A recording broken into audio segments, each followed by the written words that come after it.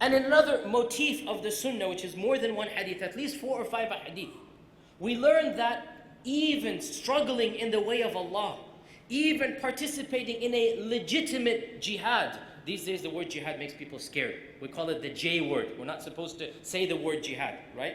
Fact of the matter is, we need to overcome this trepidation and this hesitation. And we need to say very clearly that jihad is a concept of our religion. And it is mentioned in the Quran in hundreds of verses, and in the hadith in dozens of times, and it is mentioned in a noble manner. There's nothing wrong with the concept of jihad. What is wrong is how certain Muslims have misunderstood it. The concept of jihad remains noble. The concept of jihad remains a noble striving for the sake of Allah. Jihad means you strive for the sake of Allah. It doesn't mean you go kill innocent people. It doesn't mean you go bomb civilians. It doesn't mean you misinterpret your religion of Islam and you do that which damages your own people more than it damages others. But the concept of jihad is a noble one, and we should not be ashamed, and we should not be shy from using this word.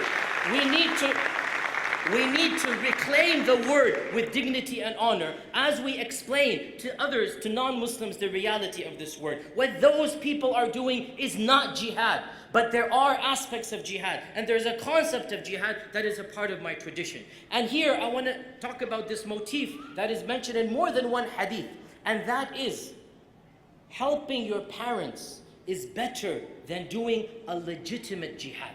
Now, this is really relevant, especially in our times when we're facing a little bit of a crisis of certain youngsters, undereducated and overzealous, who think that they will revive the glory of Islam by doing acts of ridiculousness, acts of militancy and violence. They think that if they go overseas and they participate in military expeditions in Somalia, in Iraq, in Afghanistan, they might bring about the days of Salah ad-Din al-Ayyubi.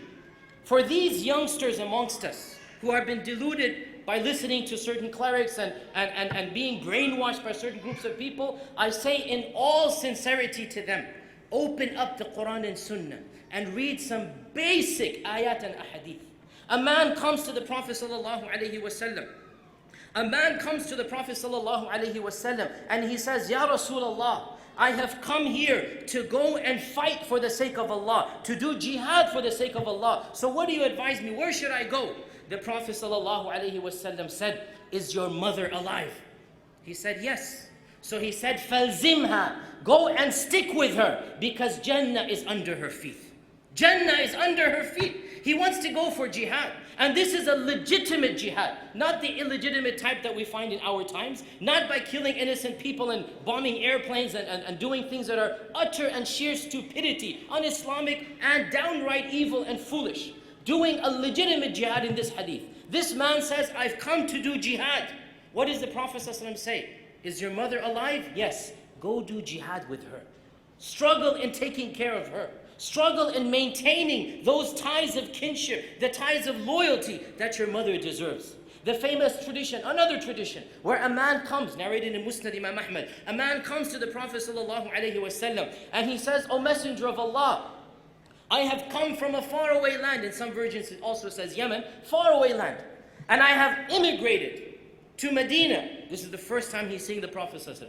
I have immigrated to Medina in order to be with you and do jihad behind you. And I've even left my parents crying in order to be with you.